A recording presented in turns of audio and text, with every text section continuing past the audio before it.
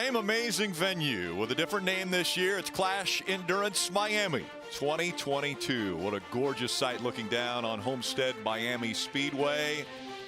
Great athletes a year ago, and that is similar once again here in 2022. Sam Long, the 26-year-old from right here in the United States, now residing in Tucson, looks to be the favorite. But he's got Ben Canute, who was third in this race a year ago. He's a fighter. He's got Muhammad Ali on his t-shirt. You know he's going to be going for it today, as is Magnus Ditlev. One of the greatest, if not the greatest cyclist in triathlon right now at just the age of 24. And Aaron Royal, just 1 week ago, already got his first win of the season. It was a couples race with his fiancée, also an Olympian.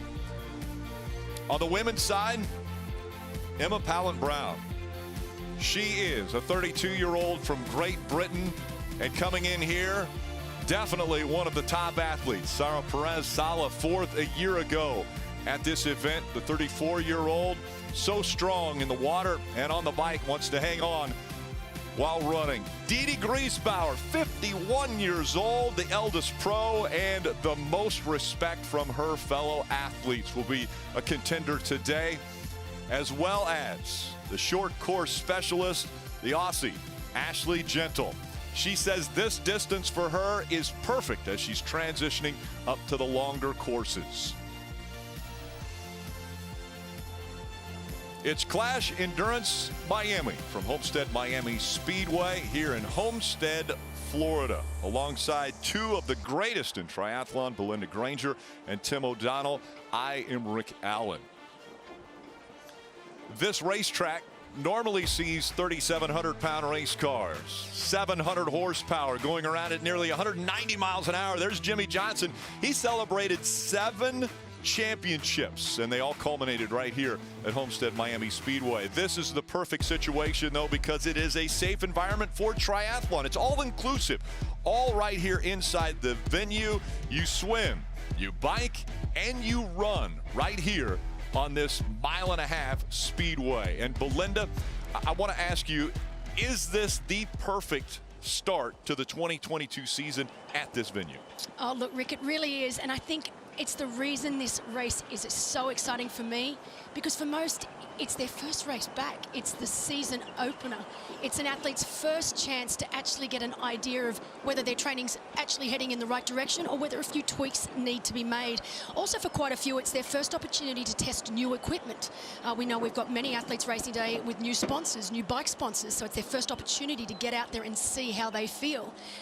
But one of the most unique things for me for this race is just the variety of athlete we have racing.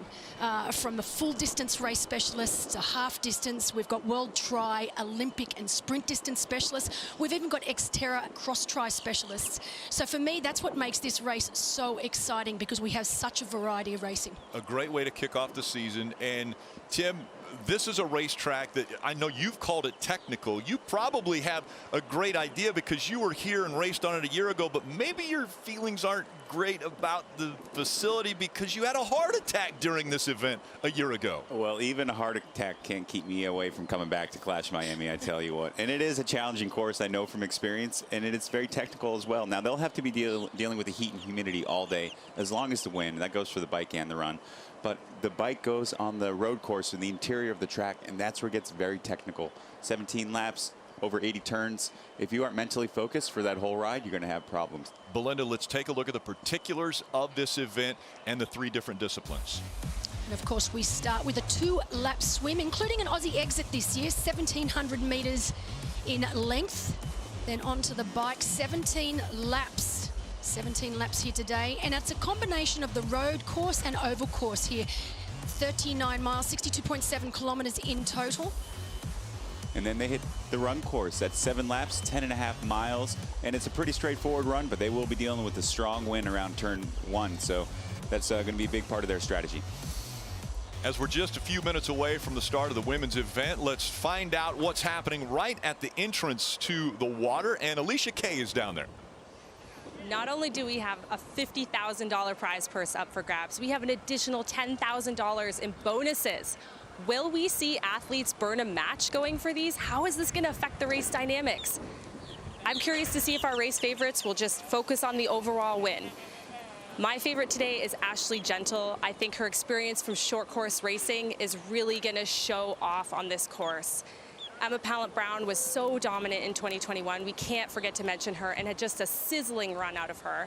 And finally, Sarah Perez-Sala, we expect to be leading from the gun. How much of a lead is she going to need to hold on for that win? I think we're going to see a very exciting foot race to that finish line today.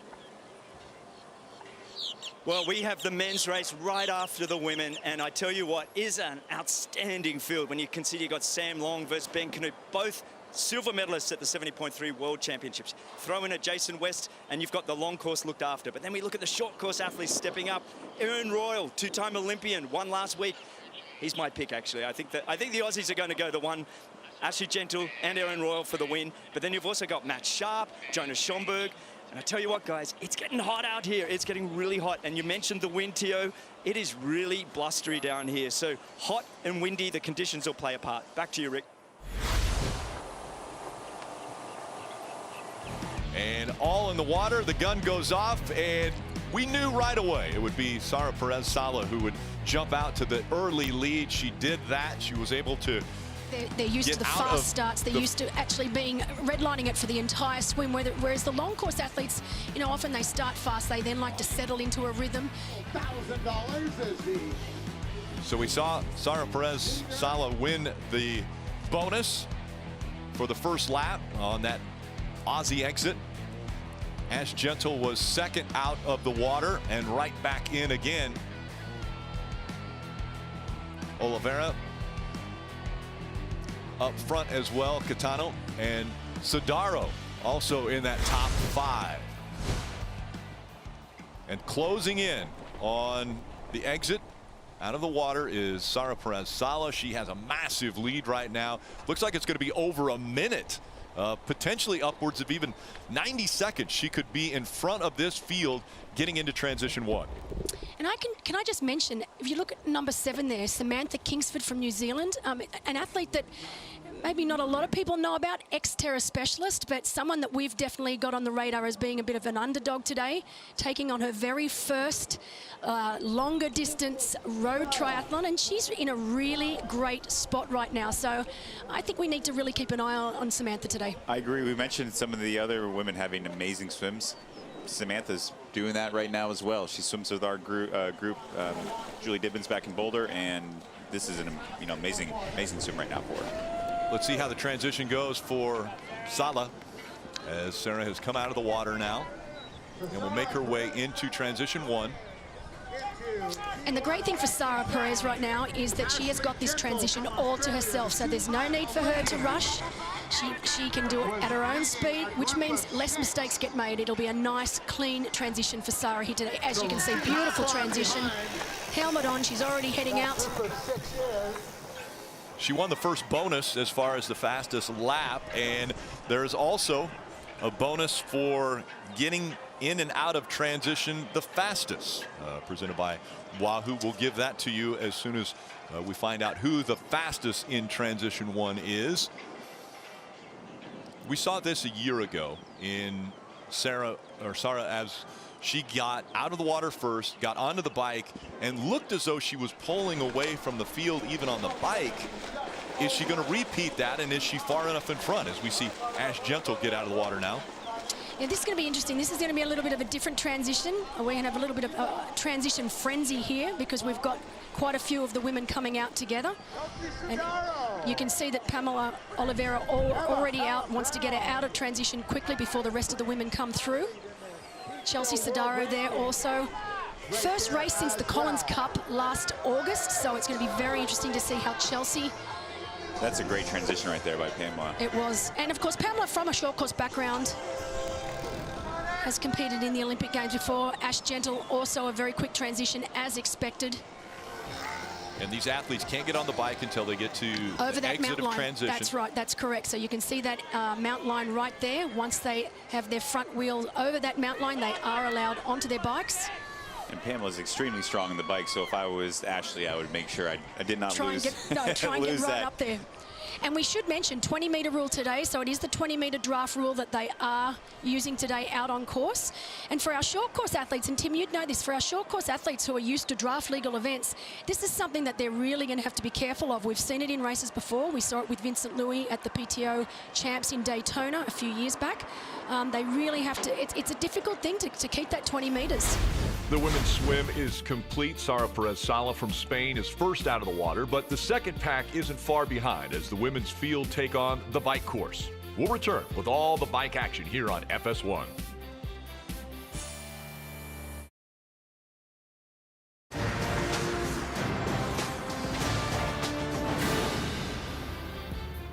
Welcome back to Clash Endurance Miami here on FS1. Let's get you caught up on the women's field. As Sara Perez-Sala came out of the water with a pretty sizable lead, a great transition for her, and she was up and pedaling on the bike quickly. The Wahoo 1000 went to Pamela Oliveira as far as fastest transition one.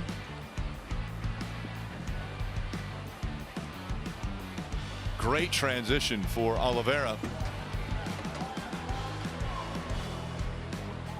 The other bonus was for the fastest first lap on the bike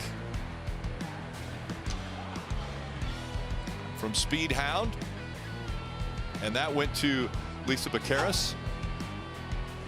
Fastest first lap. Ashley Gentle was able to make the pass up to second, and she was still about a minute behind Sara Perez-Sala before this happened. While leading the race, Sara Perez-Sala goes down after hitting the cones in the scoring box. Immediately helped back up, but that handed the race over to Ash Gentle. And after Ash Gentle was just a few seconds in front of her competition, she has now stretched it out. Chelsea Sodaro moved up to second. Emma Pallant-Brown also going by Oliveira to take third. Ash Gentle is the fastest as she comes into T2. As you can see, out of the bike shoes, feet on top, beautiful clean transitions. We expected nothing less. This is something that Ash Gentle is very, very good at, coming from a short course background where transitions are crucial. Not so much in the long course racing, but in short course racing, transitions are absolutely crucial. That can be where you win and lose a race. I guarantee you, Belinda, she's not worrying about bike course records right now. She's worried about taking that win home. Oh, yeah. Alicia. Ashley Gentle's just come into T1. As we know, those first few steps are always painful. She looks smooth.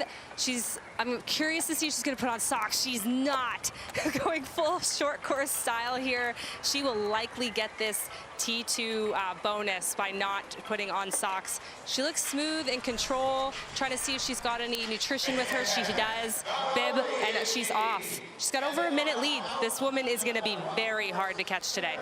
Great cadence coming out of T2 for Ash Gentle, and rules here are she had to put her shoes on before she left transition. That was the one thing that the officials were telling all of the athletes. They can't run out of transition trying to get that bonus and try to put shoes on after you get out of it. That shoes had to go on. And did you see Ash Gentle just took a look over his shoulder then just to see where everyone's. We know that Chelsea Sodaro is coming in now, getting her shoes off. But this is a huge lead for someone the caliber of Ash Gentle, particularly on the run. She's right where she needs to be. It's going to be very, very difficult for Chelsea and Emma. And she wasn't thinking about it, but Ashley just rode a 1:33.04, smashing the bike course record. Oh my gosh! Wow! Minute and 45 seconds. So Lucy Charles Barclay holding that record of 1:34.49, and now we have a new bike record. Just a year. She only held it for a year. 1 year. 1 year. Getting off the bike, here's Sodaro. Chelsea's just coming off the bike here, hitting that dismount line, followed closely behind by Emma Pallant-Brown and Pamela Oliveira. They're all racked right next to each other, so it's a bit congested in that T2 right now. It looks like we have a combo of socks versus no socks. It looks like Pamela Oliveira, coming from short course racing, is going with no socks. So I expect to see her hitting this run first, but she's got two former professional runners with her. So this run is going to be so exciting. Emma Pallant is having a particularly slow T2, so she's lost, 5-6 seconds here, but hopefully we'll see her find her form early in the run here. After the horrific wreck that saw Sara Perez-Sala eliminated from the event, the door opened for Australian Ashley Gentle to take a commanding lead through Transition 2. Can anyone catch her? We'll be right back with the conclusion of the women's event.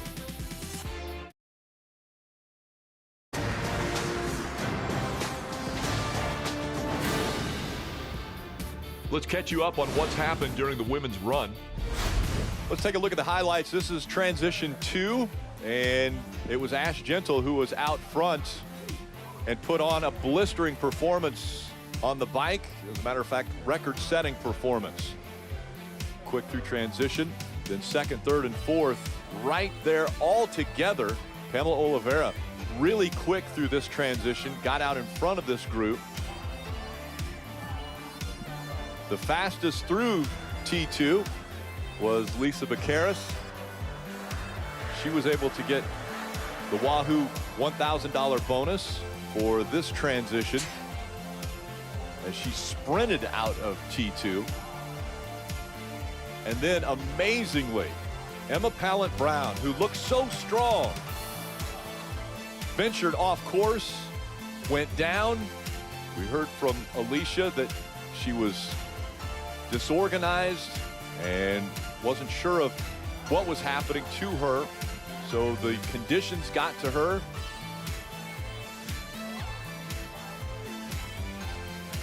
Pamela Oliveira was able to go by Chelsea Sodaro and take second away.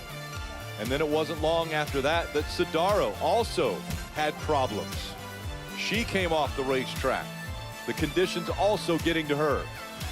It has been all Ashley Gentle today at Homestead Miami Speedway. She was also the winner of the bonus for the fastest first lap run. Ash Gentle's been doing triathlon since she was 14 years of age, so it's not like she's new to the sport of triathlon. She's been around for a very, very long time, specializing in short course, having gone to the Olympics last year in Tokyo. Decided at the end of last year that she would start the next chapter in her triathlon career in long course racing, and it looks like it's getting off to the absolute fairy tale start. She's zipping up the top. She's thinking about that finish line. Yep. Love it.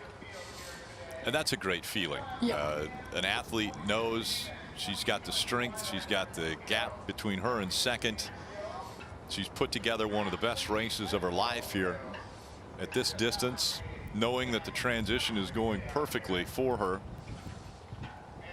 And she could potentially have another record on her hands. Course record is 3:01:03 set by Jody Stimson last year, and looks like Ash has about 2.5 minutes to get that finish line.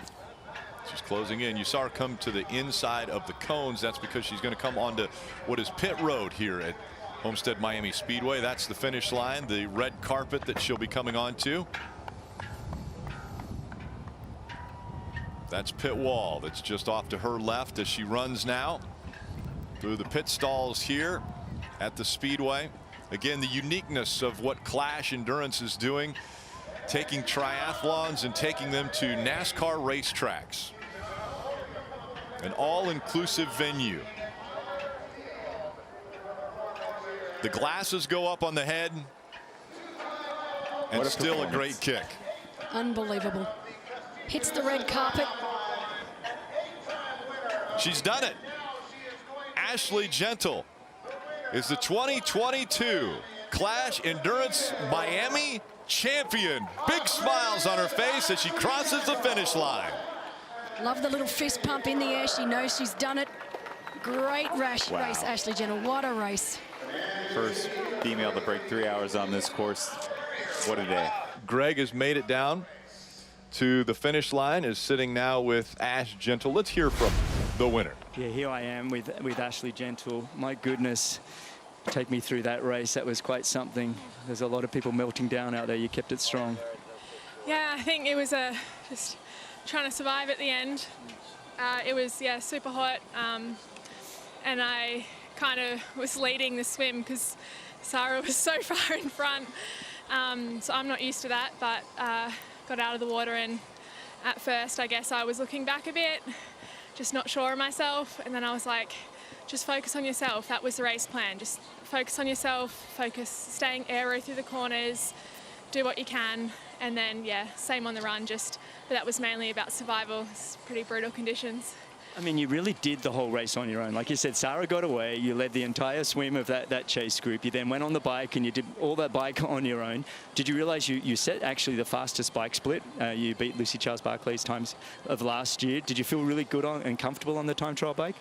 Yeah, I felt really comfortable. It's a new bike. It's a new Scott, and I love it. I feel really comfortable on it, so it's kind of made the transition probably a bit easier. But I didn't really know, like I had no idea. I heard one split trying to get yelled at me, didn't hear it, and then for the rest of the race I had literally no idea. So that was kind of hard mentally, but I just tried to focus on myself and ride with good technique and hope I could hold them off. So you can see down at top, Pamela has got a squeezy bottle down at top. And while she just took in some hydration there, in that squeezy would be her liquid calories. She missed the turn. She's supposed to be on pit road right now. No, and does she think she has another lap? She thinks she has another lap. She's about ready to cross where the start-finish line is. She's gone too far. I was wondering why she was taking water on right before the finish chute. Oh, I wish someone was down there to let her know. If I scream loud enough, do you think she'll hear me? She's about to cross the finish line, but the problem is she's not going to cross the finish line. Wow. I can hear people scream. I can hear people screaming. Look at her. She's put her hands up now. Pop the barrier. Did you hear that? So what she needs to do, she's going to have to run back on herself now. She realizes, thank gosh, I could hear someone in the crowd screaming out to her, Pamela, come on, what are you doing? Can she hop over the wall? No. She can't hop over the wall. She needs to go. You cannot. You need to go back on the race course. You need to enter the course where you exited the course. Exactly. So she's going to have to run all the way back now. This is going to be close. So we know that Pamela. No, Pamela. Oh, this is going to be interesting to see what happens here. So she jumped the wall. She's now going into the chute. She should be okay because she's jumped it right where she would have turned off anyway. So that's right. She's in. And just in front of Maya States-Nielsen. Look at this. Well, maybe we did get that running race we wanted. That's crazy. Oh, just another example of what today has been out there. Just tough, pushing everyone to their limits. Oh my gosh, I would never have dreamt that happening. Look at her, she's probably thinking, what did I just do? How did that just happen? And you can see she's on her limit. And Rick, we were talking about that before. This is what happens when you lose control and when you're not quite there. And you can see in her face that she's at that right on her limit. Whereas Maya States-Nielsen, she's over the moon with third, as she should be, but still completely in control.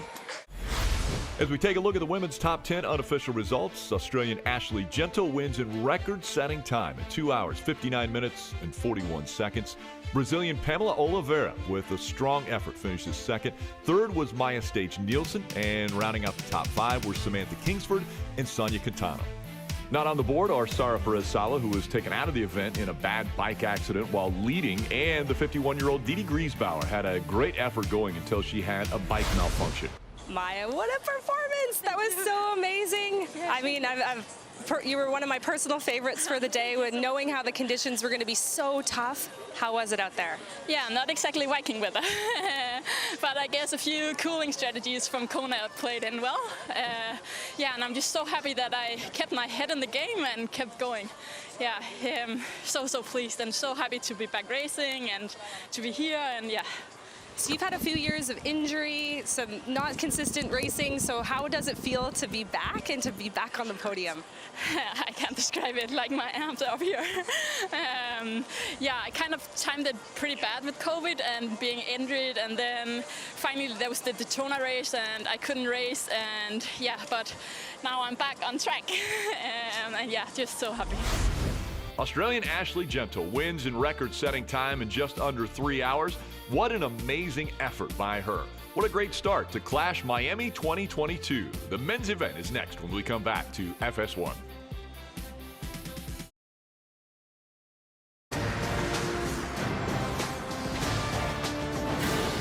Welcome back to Clash Endurance Miami 2022 as we take a look at the men's top 10 for today's event.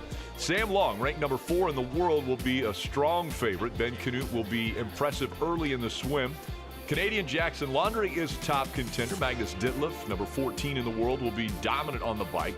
Andy Dreitz, the German, is ready to show off his talents. And the Americans, Chris Lieberman and Jason West, will flex their muscles at some point in today's competition. Athletes getting introduced, and it's Sam Long into the water first. Ben Canute, we know he's going to be strong into the first portion of this race. And sure enough, after the gun goes off, craziness ensuing on the first turn. But it's Aaron Royal who's out front.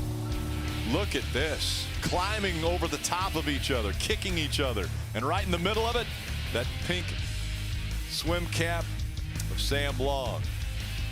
The Aquasphere winner, Aaron Royal, comes out of the water first for the fastest first lap. Jonas Schomburg goes by. It looks like they almost transfer the baton. And the two pulling away from Ben Canute, working together. And now they're getting ready to come out of the water. And so once you see the guys looking back to see, okay, did we do our job? Did we do it properly? And they have indeed. Jonas Schomburg Struggling a little bit to take that speed suit off. Yeah, different than a wetsuit. Speed suit for these guys, it was, the water's warm enough, it was almost 80 degrees, the temperature of the water. So now in T1, and again, there's a bonus for this. Right now, Jonas Schomburg trying to get the helmet on. And Rick struggling with this style of helmet because Jonas would not be used to wearing a time trial helmet. He'd be not used to wearing just a normal road helmet, which is what they usually wear. And there's Ben Canute. Ben Canute also with his speed looking suit much coming quicker off through transition. Yep, so far as the two, Schomburg and Royal, get the shoes strapped on. Here's Ben Canute coming out of T1. Now Ben did this race last year, and I have to say this is a cycling course where experience is going to pay off. You know, knowing the turns, knowing the pacing, I'd say it's an advantage for Ben. On screen right now, Jens Roth, also from Germany. There are a lot of bonuses up for grabs. Not only the transition, well, we saw the first lap already, the transition here, as well as the first lap on the bike. And so I saw Ben Canute, before he even worried about his shoes, he started pedaling as hard as he could, probably trying to get the best first lap he can possibly get, because there's $1,000 on the line for that. And now the chaos taking place here in T2, or excuse me, T1, as the men come out of the water and get ready for the bike. You can see Yuri Kulin right there. If you look closely at Yuri Kulin's helmet, you can see the peace sign for Ukraine. Yuri Kulin's coach is actually from Ukraine, so he is racing today for his coach, for his coach's family, and for the country of Ukraine. Andy Dreitz there on screen. Another powerhouse on the bike. Another one of the very strong German athletes, renowned for their bike riding. Another pack coming out of the water now. In the middle of that, you see the green of Magnus Ditlev. And right behind him, so we've got Magnus Ditlev with the green. And we're just waiting to see. Here he is, Sam Long in the pink cap, so out in that same group. Sam needs to concentrate now on having a really nice, clean transition.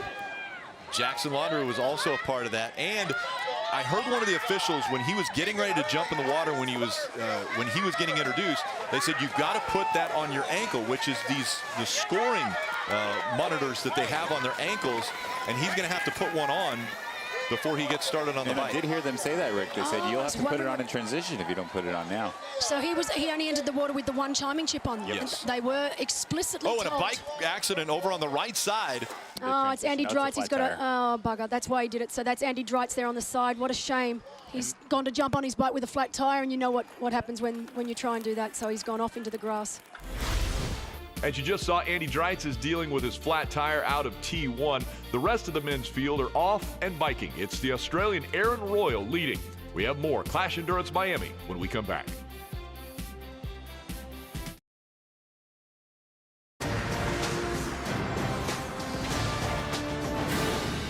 Welcome back back to Homestead Miami Speedway, and let's catch you up on the men's race so far. After they came out of the water, it was Schomburg and Royal that were the top two. Going through the Wahoo transition. Royal, Schomburg, and then we saw this with Andy Dreitz. Front tire was flat right when he came out of T1. They had to do the new inner tube. How about Brent McMahon once again? So fast in T1. He was the one who won that $1,000 bonus from Wahoo. Quickly works his way on the outside. Colucci was the Speedhound fastest first lap once they got on the bike. It was a matter of time. Ben Canute knew once he got up front and was able to get by Royal that it would only be a matter of time until Ditlev and Sam Long worked their way through the pack. And they did it together. Even though there's a 20-meter non-draft rule, the two almost worked in synchronization as one would take the lead, go by the other. Ben Canute grabbing a little water, and it was Sam Long who took over the top spot. And Sam Long up front as we're closing in and on the final lap now. And Ben's still in a solid position here. He has to, be smart, be patient, not try to bridge up that 9 seconds, and just, have a quick transition and get himself back in the game on the run. Taking on more water as he goes through another one of the aid stations. Gets rid of that back down in the bars as quickly as possible. And he'll be coming out on turn 3 here for the final time and getting ready for transition.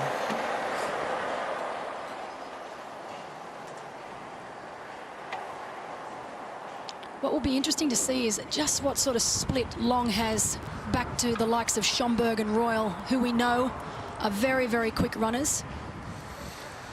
So when NASCAR is here, they normally look for things on the wall, like, okay, I'm going to turn in here. When do you decide to get ready for this transition? When do you pull your feet out of the shoes? When do you unclip? It depends on the road leading into transition, but usually within a couple hundred meters, you're starting to pull your feet out. And here right we go. Here, he reaches down as he's coming onto pit road, getting ready for that transition. And it's not a bad idea if you have any sort of turn or anything leading to transition, kind of start doing some of your stuff before the turn. You're going to lose your speed out of the turn anyways. So it really is all in the timing. You want to get it. You want to get as much out of it as you can. But then I've seen people leave it too late, and they literally only have time to get 1 foot out of the shoe before they come into transition. So it really is all about the timing, and that was done absolutely perfectly right then. Oh, brilliant transition by Sam Long. Got a haircut. I think you Sam see it right there. Oh yeah, He's got the high and that's tight. A speed cut. That's a speed cut. That's a high and tight. I saw him yesterday, and I told him the Marine Corps was looking for him. He's supposed to be in boot camp right now. He said as long as his girlfriend's okay with it, he's fine with it. He had a lot of hair, locks of hair. But you see about what 2 he's weeks doing? ago. He wanted to be out of sight, out of mind. So he purposely went through transition as quickly as possible. Now, we could say he was going for the bonus, but I think more likely he wanted to shut the door. He doesn't want this man to have even a sniff. How quickly did Ben Canute get through T2? What a transition. Ben saying not quite yet. This is incredible as we see Magnus Ditlev also now coming into T2. A little more conservative with the dismount. Oh, rocks the bike. Running shoes on. Yeah, Ben was amazingly fast in that transition. We're hearing now potentially 5 seconds faster than what Sam Long went through transition. You can understand why he did that. This is all a mental game right now. He does not want Sam to get away from him. So that was done on purpose. I loved seeing those two men then, because obviously Sam went through wanting to get out there as quickly as possible to not even let Ben Canute have a sniff. But Ben's like, no way. Not now. It's a lot easier to make up 5 seconds in transition than if you try to close that on the last lap of the bike. So smart move by Ben. You just saw the transition through T2 at Sam Long, Ben Knut, and Magnus Ditlev leading the way. Does anyone else in the field have anything to compete with these three for the podium? More to come from Clash Endurance Miami.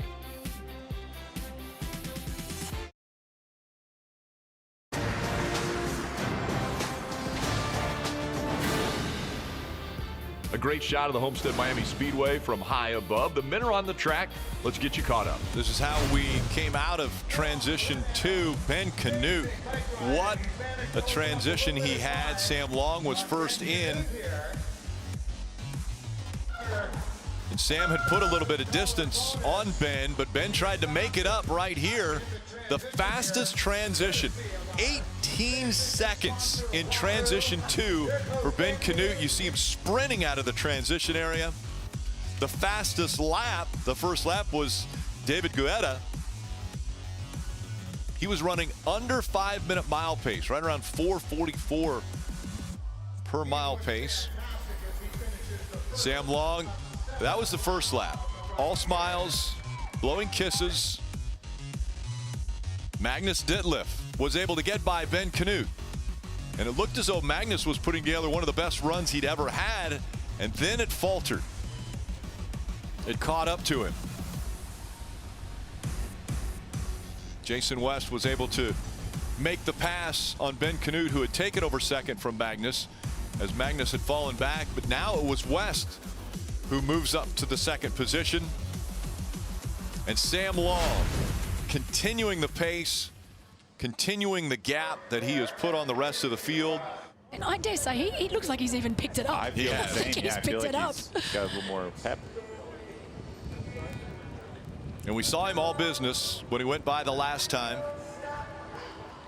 Is it going to be all business coming to the finish line here for Sam Long? I'm pretty sure we're going to see some celebrations. Kit is zipped up, ready to break the tape.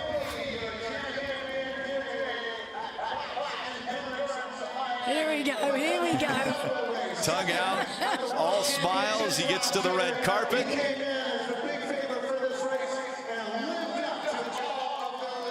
The 26-year-old Sam Long is going to fly all the way to the finish line. Sam Long wins Clash Endurance Miami.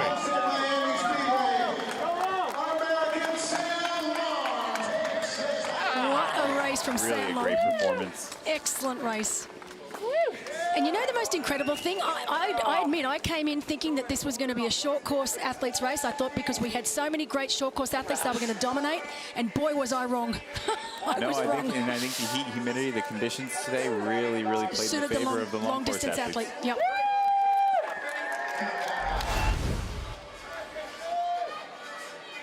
Hand in the air, acknowledging the fans. I love that last little turnaround to make sure he's safe, just in case. Didn't know if Ben was going to try to do some type of kick here at the end, but it's going to be Jason West. You got it, Jason. Don't worry. Yeah, third look behind. But you always do that because you really want to lap up this finish shoot. You want to lap up the crowd, the hard day's work, and you don't want to make it into a position where you have to sprint that last 100 meters. Woo. What a great run. Jason West second here at Clash Endurance Miami. As Sam congratulates him. I love it. This is a great showing by our young Americans here, sweeping the podium. That's what I love to see. Ben Knut. And you're right there, Tio. We've got a clean sweep, USA. Ben also is going to take a look over his shoulder.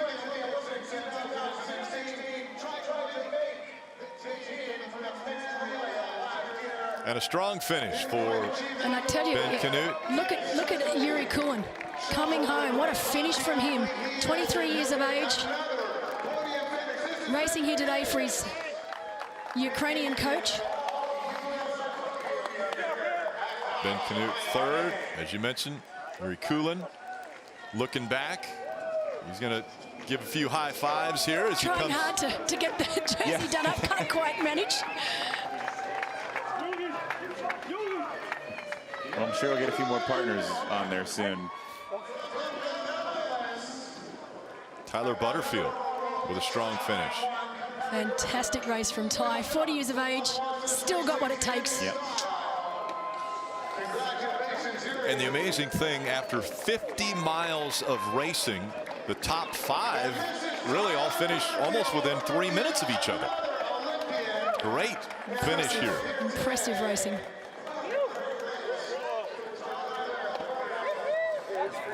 Phil, congrats. Woo! Good job. You're motoring on the run. Ryan, you guys were motoring. Oh, brilliant. Congrats, mate. Thanks for the work. Brother, what a Greg? run. Who wants the water? Who needs it? Mate, Sam Long. That was absolutely just, you got to be happy with starting the year that way.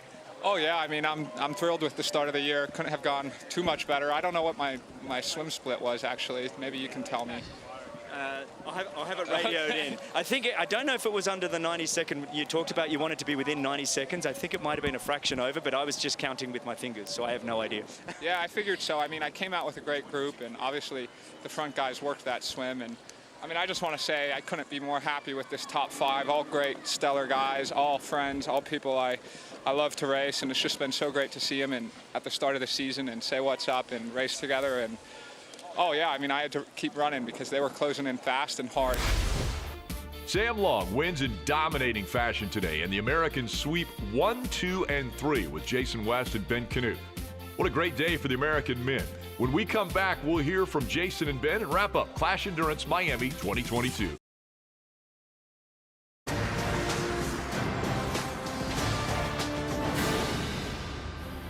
Welcome back. What a great event put on by Clash Endurance. Let's take a look at the men's unofficial results.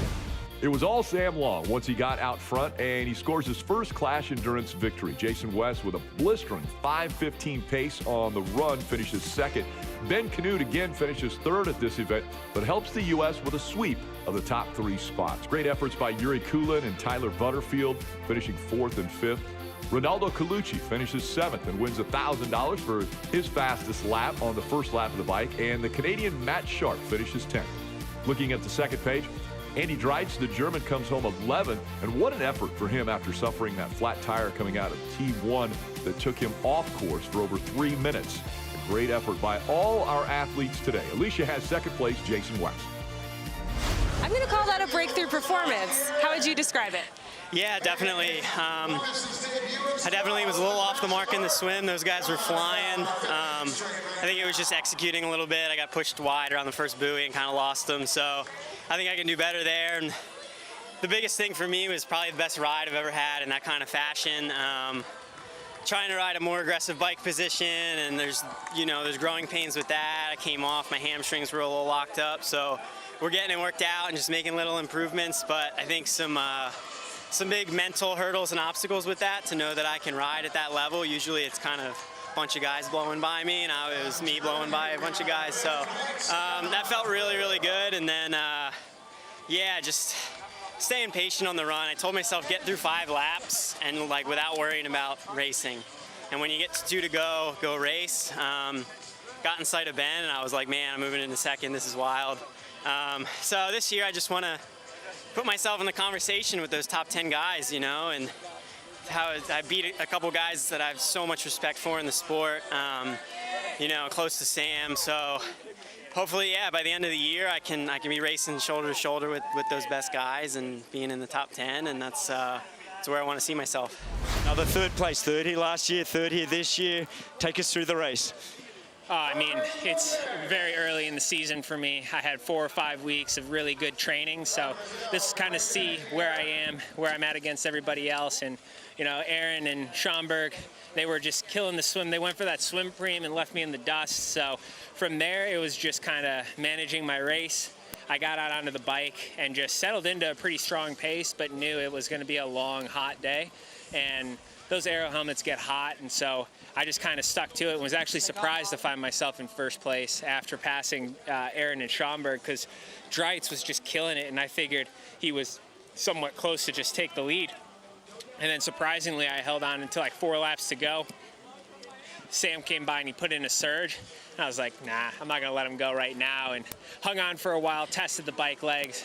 Last lap just kind of spun, got myself prepared for kind of a war of attrition on the run, and the run fitness is coming along, but in the heat, without doing any heat training and anything, I just really wanted to make sure I was consistent the whole time, and really was. I was just slow and steady, kind of got me to the line, and credit to the guys up front. Sam was flying today. He was very strong on the bike and the run, and then Jason was flying on that run. So I was happy to hang on to third. It's always good when you can get on the podium, but I got some work to do. The day started with the women up first, and we saw Sara Perez-Sala leading until this horrific accident took her out of the race. That opened the door for the Australian Ash Gentle to dominate the rest of the event in record-setting time, under 3 hours. And on the men's side, we had such a great field of short and long course athletes. It was a wild one in the swim for the men, and the bike portion we saw Sam Long take the lead and never look back as he took the victory. Congratulations to Ash Gentle and Sam Long, your 2022 Clash Endurance Miami champions.